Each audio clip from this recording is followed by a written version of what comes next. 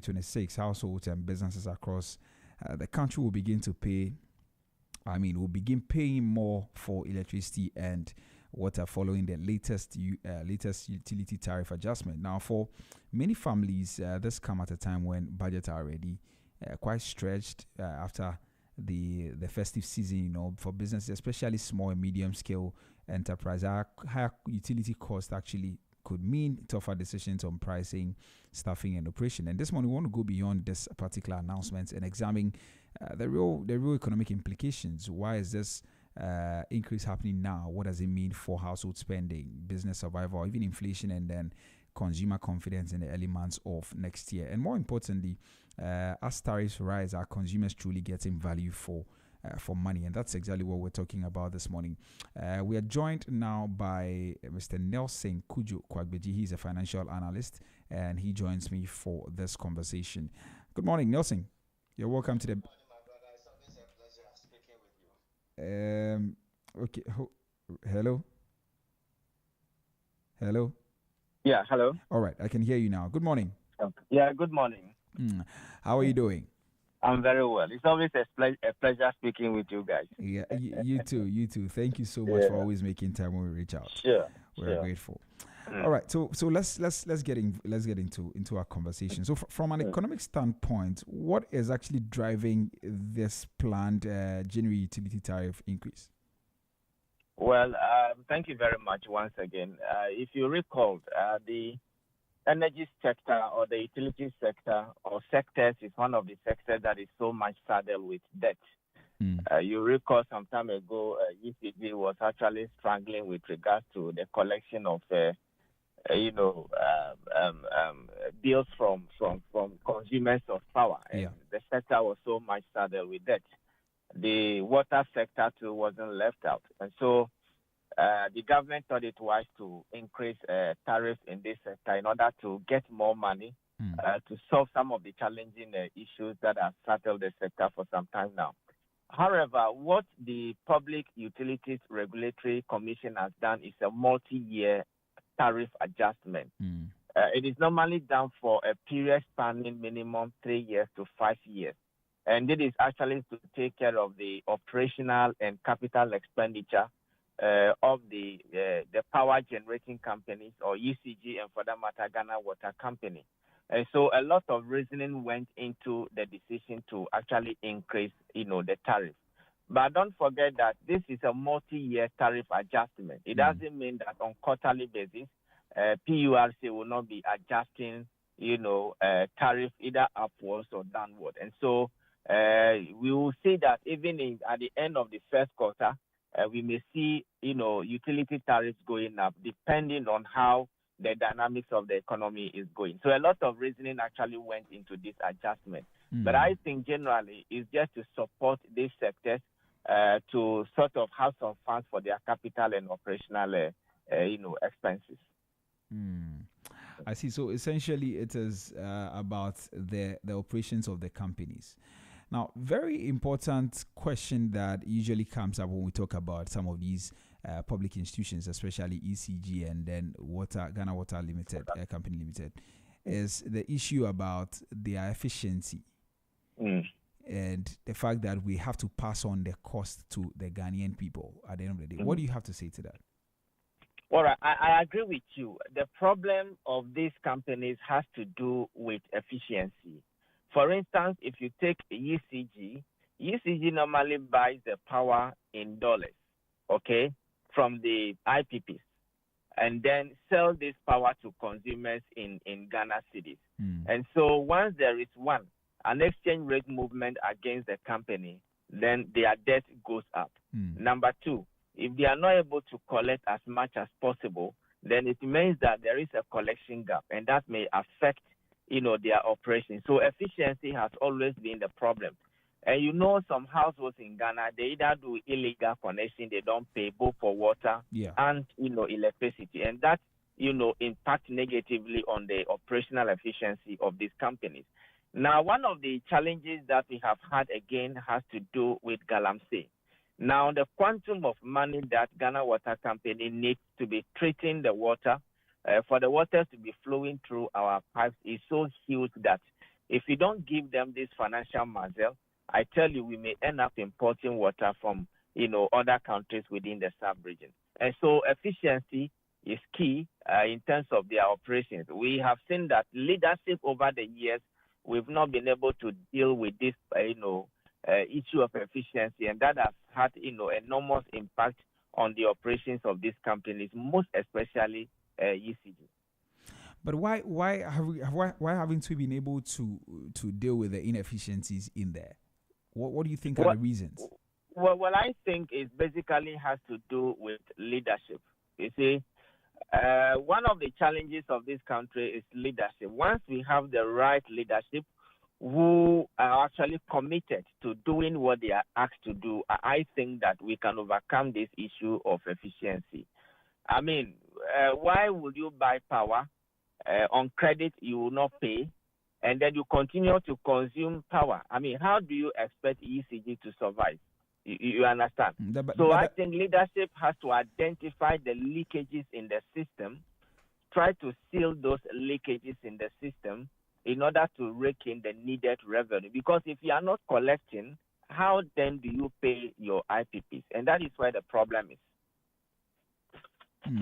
But also, these are things, what you're just saying, are saying they identifying the loopholes and dealing with that. These are things that we've been talking about for God knows how long. Could it be a matter of they not being, they taking advantage of the system in any way? We were in this country a few weeks ago or a few months ago when the Public Accounts Committee actually had to flag certain things that were going on in there. Do you think that it could be an issue of corruption instead of we really working on what we need to work on? Well, I wouldn't use the word corruption, but I would use the word enforcement. Because the laws are there. We have beautiful laws in this country, but the problem has to do with enforcement. I mean, you see companies in this country who are actually using power, but, they don't pay. You get it. So I think that leadership in these sectors has to enforce the laws regulating this, sector to the latter. Once we are able to enforce the laws, we may be able to seal some of the leakages and rake in the needed revenue to support their operations.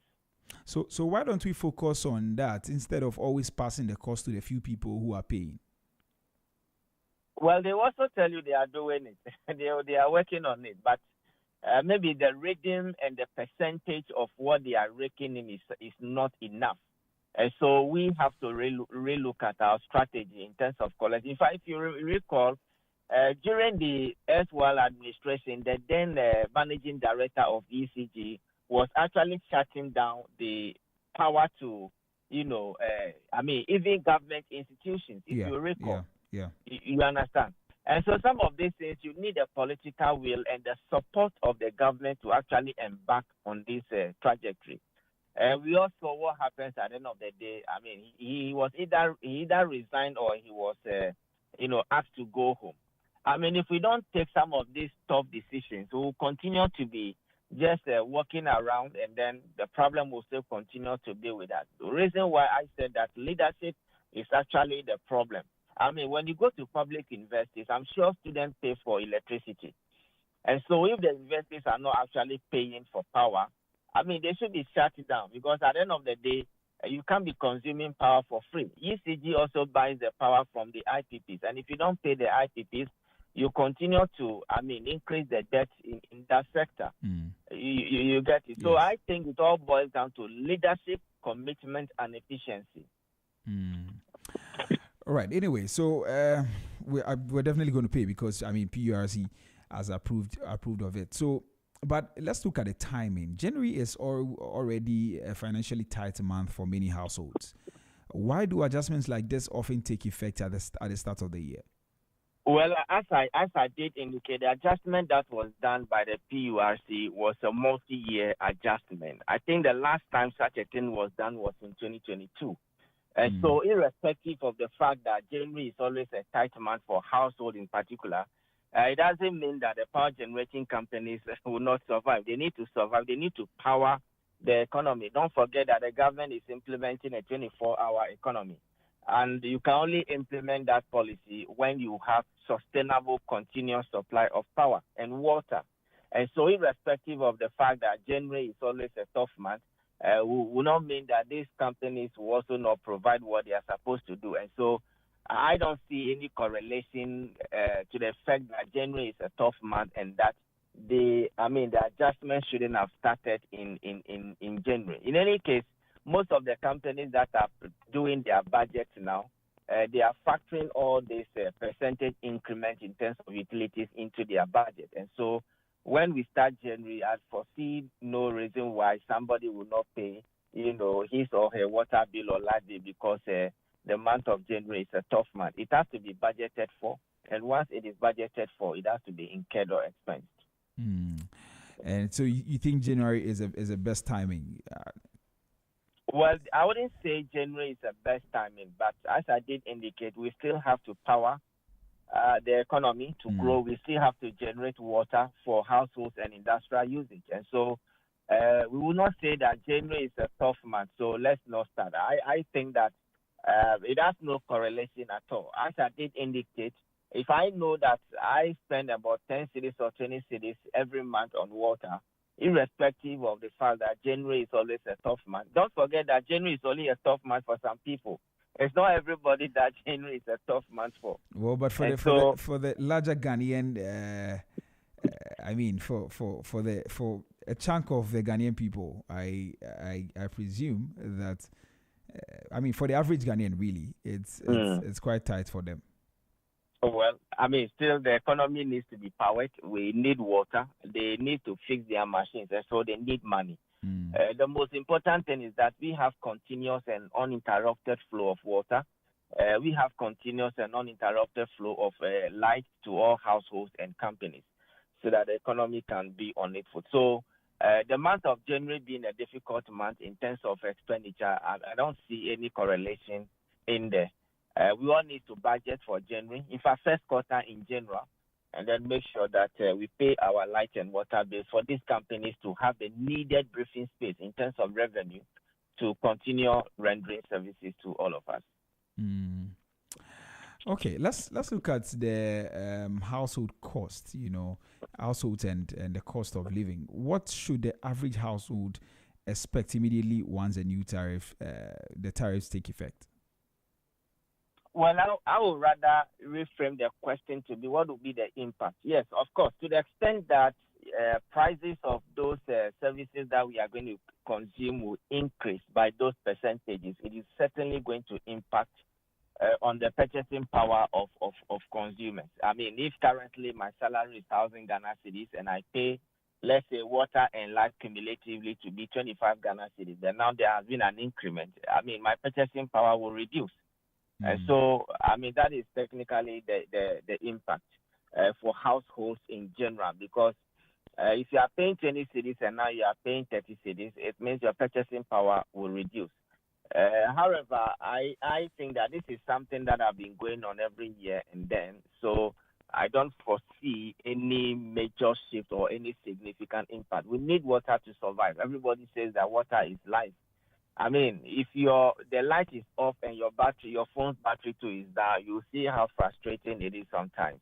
And so we just have to adjust to it, and then we'll see what God will do.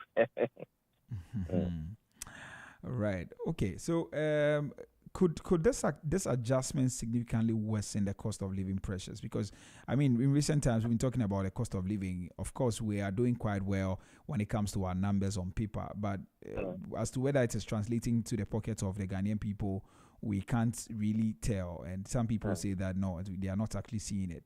So, do you think that this adjustment could significantly worsen the cost of living pressure, especially for low and middle income earners, in any way? Well, to the extent that the purchasing power of those lower and middle income earners will reduce, yes, but I wouldn't use the word worsen. It will impact negatively, but not worsen.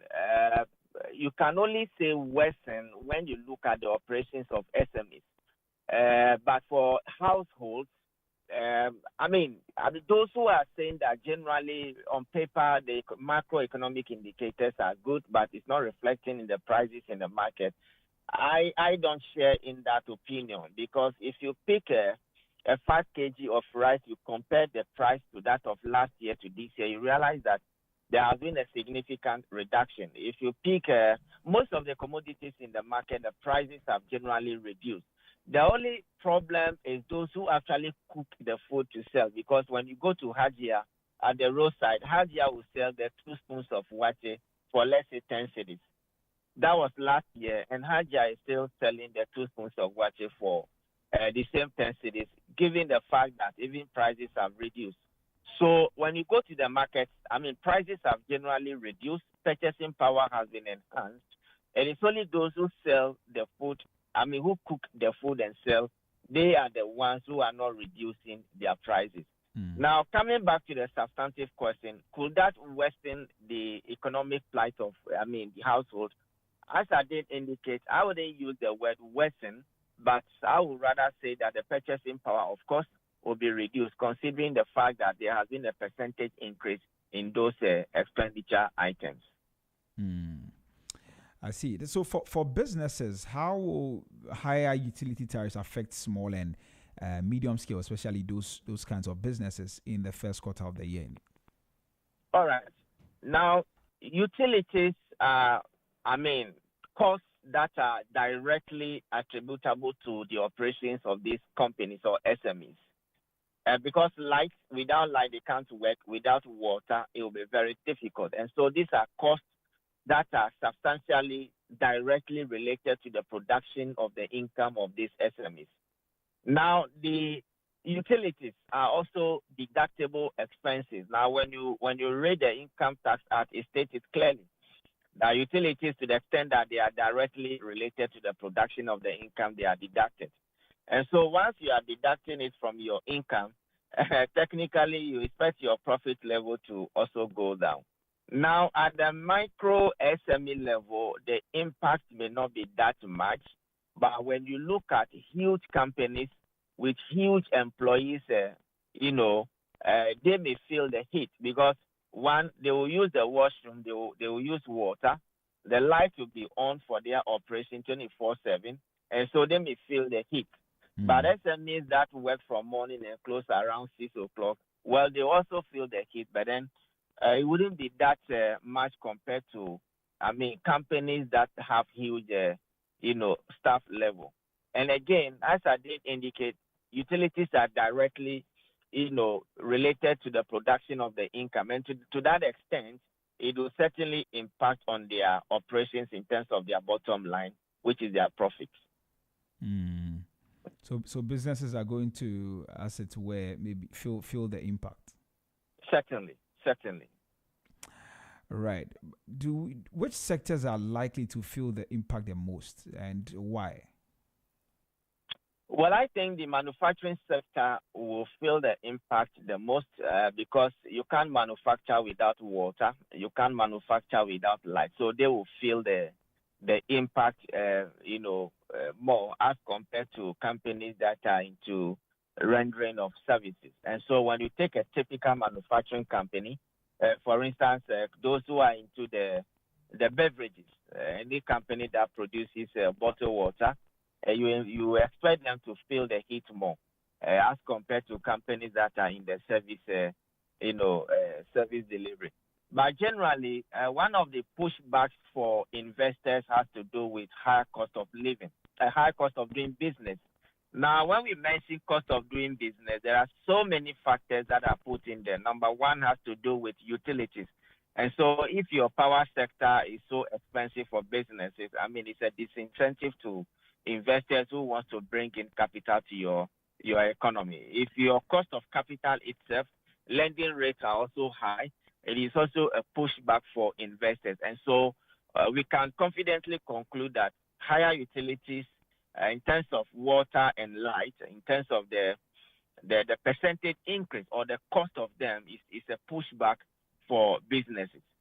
Because if you want your economy to grow, you need to make power available, and that power must be cheap for businesses to use for their operations. You must also provide them with water.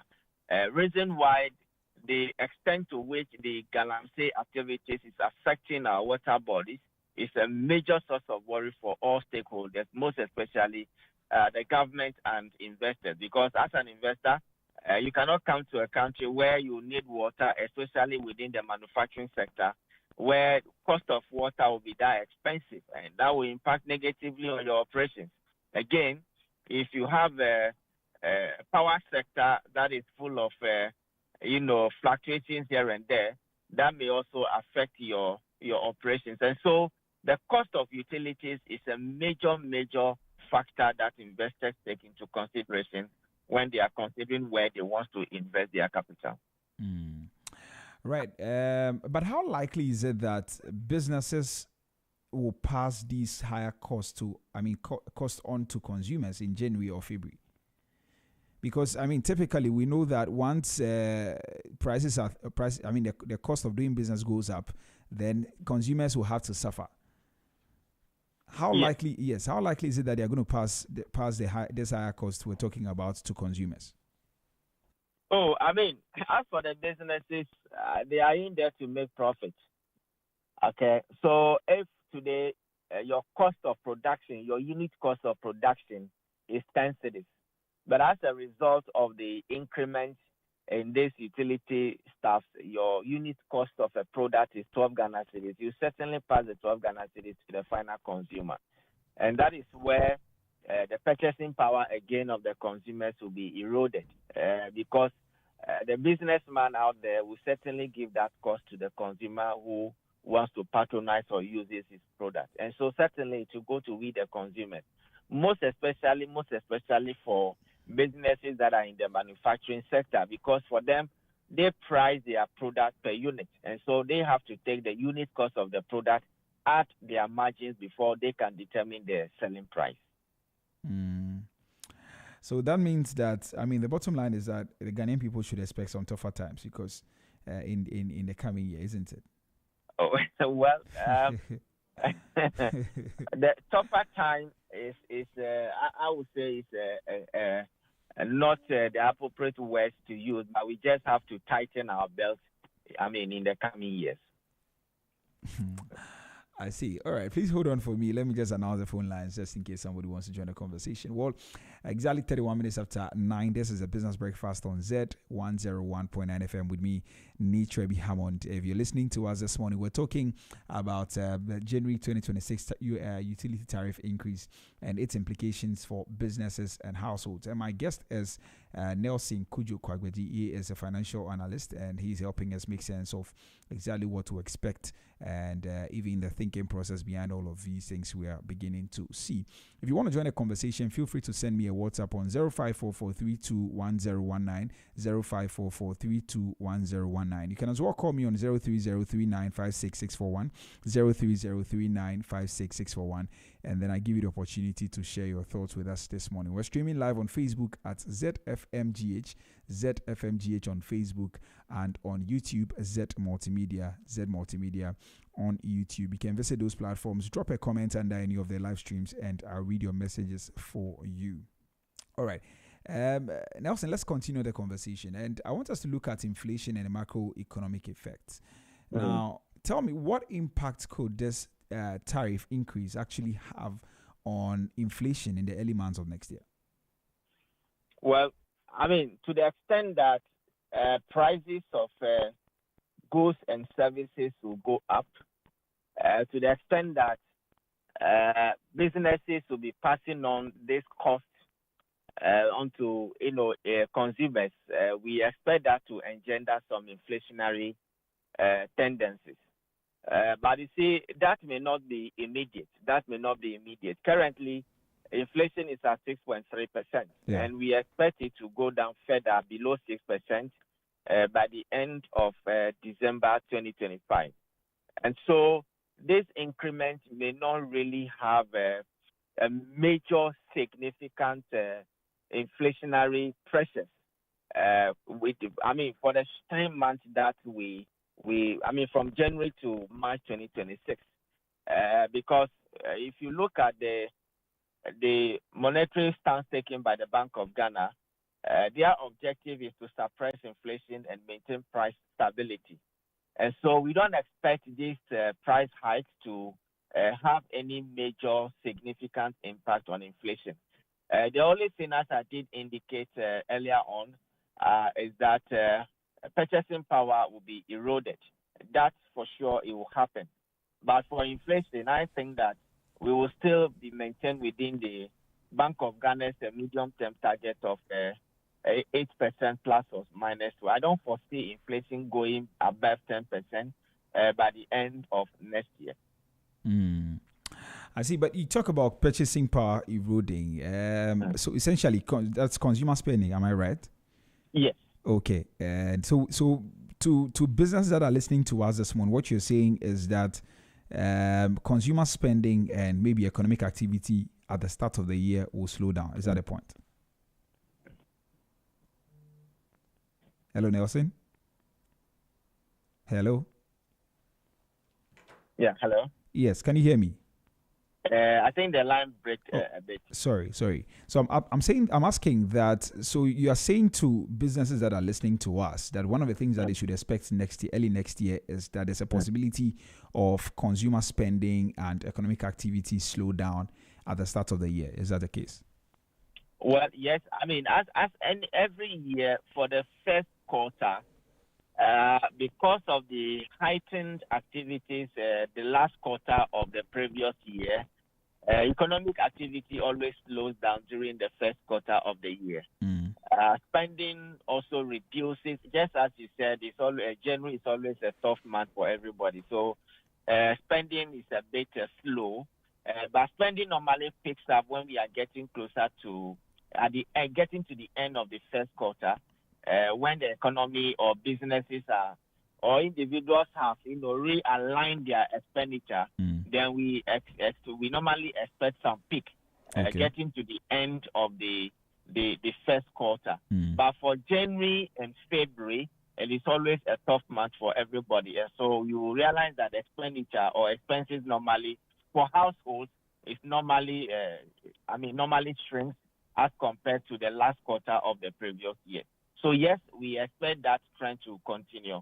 However, government is going to embark on a major infrastructure project during the course of the year. And so we expect that to actually boost some, economic activity, most especially, in the construction sector. And so those who are businesses along that sector, their economic activity may pick up earlier than those in other sectors. I see. Because that was exactly the point I was trying to make earlier. But I think you were saying that you don't see the correlation between the tight spending and the tight issues around the tariff hikes and then spending. And the spending. Okay. Yes, earlier. I mean, when we were talking, but so essentially, it looks like there's going to be kind of some a sort of strain, on the pockets of people, but. Okay, let's see how that goes. That is why is why when we are spending for Christmas, we should make something. We should reserve something small for January and February. And you are a financial analyst, so maybe you can speak to our listeners who are listening to us this morning, just for the next few seconds, and then we can continue our conversation. I mean, it's always good. I mean, you all know that, yes, for December, family and friends, you have to do hamper for this person, you have to do this, you have to do that. But it is always important that we reserve something for the month of January and February, because don't forget that school will be resuming in January. And when school resumes, we'll be paying school fees. For those who are in the private school, they'll be paying school fees. A whole lot of activities normally takes place during the beginning of January. So we must make sure that we put something aside in order to take care of those expenses. Because when you consume everything in the month of December, January is not 30 days. January is normally like 1,000 days. It never ends. That's true. Yeah, so we have to make sure that in as much as we want to thank God, make merry and all that during the end of the year, we must also know that the end of the year will serve as the beginning of another year where expenses will be looking at us from all directions. And so, as much as possible, we need to put something aside in order to take care of expenses in the month of January. Right. Well, thank you very much for that free financial advice. We hopefully maybe we can have a conversation on that, so that our listeners can actually make a lot of sense of what they need to be doing in this particular period and how they can actually take advantage of the season to also get some funds and all of that. Hopefully, we get to speak about that, but. Let's get back to our conversation. Now, I know this has got something to do. I mean, the tariff increase has got something to do with jobs, investment, and also business confidence. What does this increase mean for job creation or job retention, particularly in energy-dependent sectors? All right. So you are trying to draw a certain correlation between employment, job creation, and the tariff hike. Yes. Sometimes this analysis becomes a bit difficult because it is not a straightforward analysis. We need to speak to data. We need to speak to facts and figures to actually see what will be the impact of the tariff hikes on the operations of the companies, and that will eventually translate into job creation or employment. Well, I mean, as I did indicate, for SMEs, the impact may not be that much. But if you look at the operations of big companies, I mean, multinational companies, they may, especially in the manufacturing sector, utilities may end up increasing their cost of operation. And once the cost of operation is up, you expect their bottom line, I mean, profit to reduce. And once their profit reduces, what it also means is that they may not grow. And once they are not growing, then it means that employment to that particular sector may also reduce. So we may draw this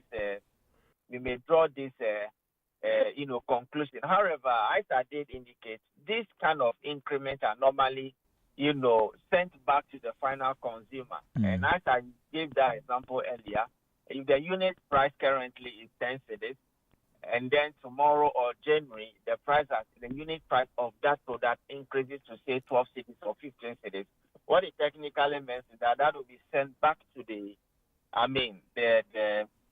final consumer. Yeah. And so once the final consumer is also not buying the product, then it means their sales to go down. So we can draw all this kind of back and forth analysis. But the most important thing is that we don't expect the increment to have any significant major impact on the operations of the company. As I did indicate, it is a multi-year adjustment, which means that when we get to second quarter and the economic indicators are good, prices on the international energy market are okay, government may decide through the PURC to review the prices downwards, and that may also be good for businesses.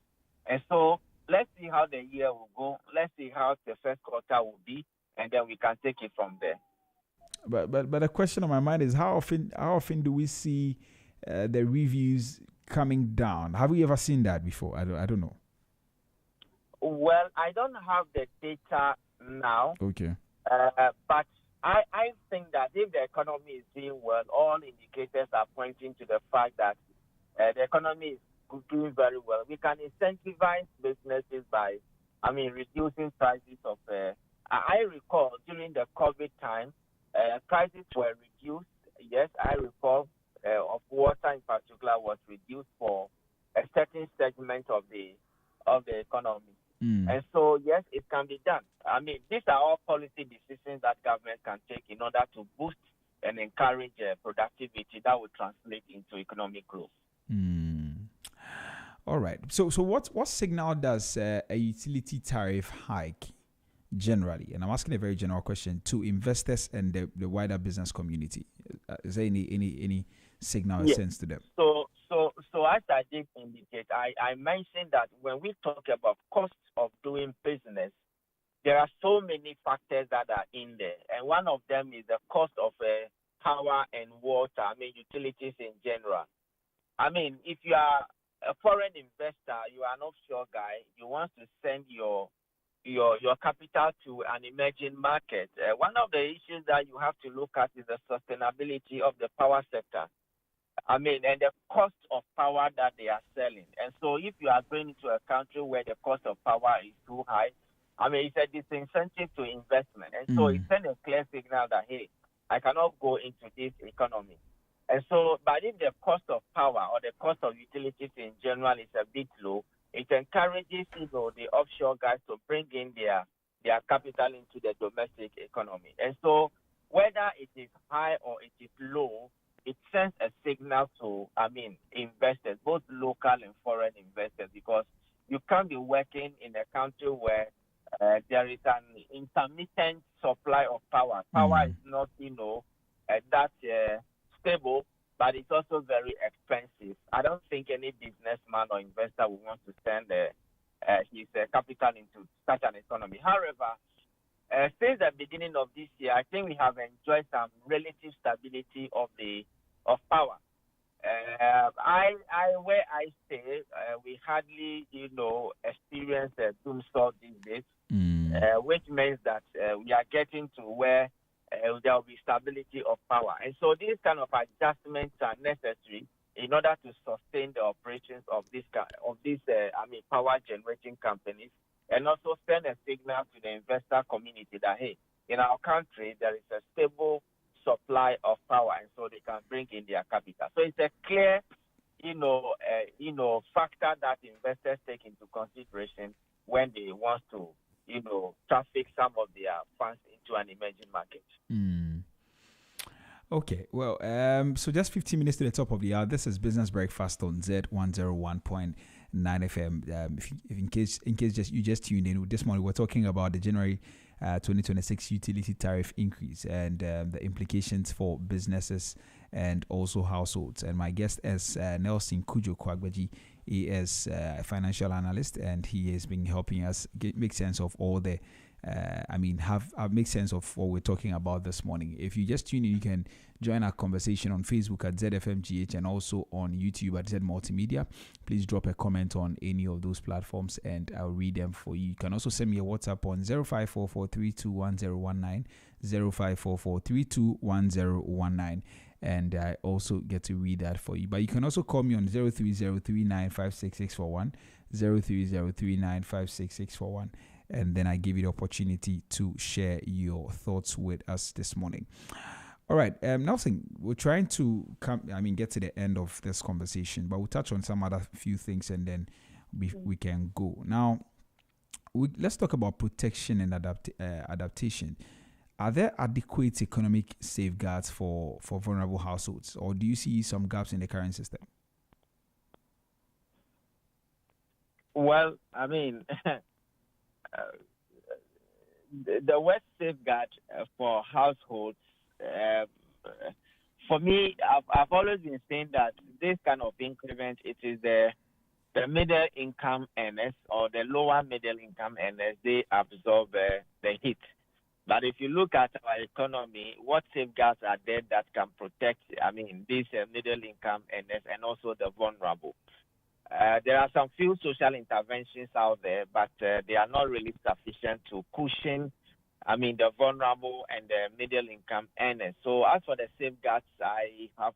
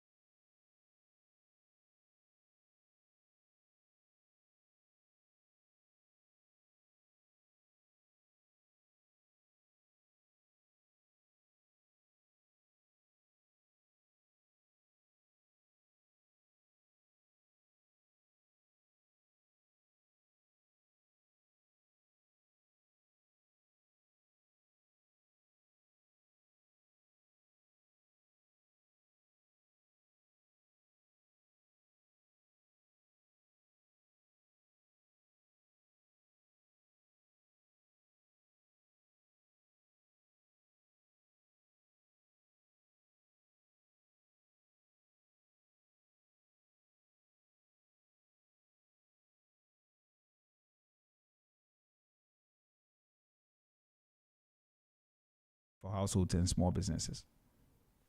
Well, energy efficiency is very key. I mean, you have to be efficient in how you use power in the house.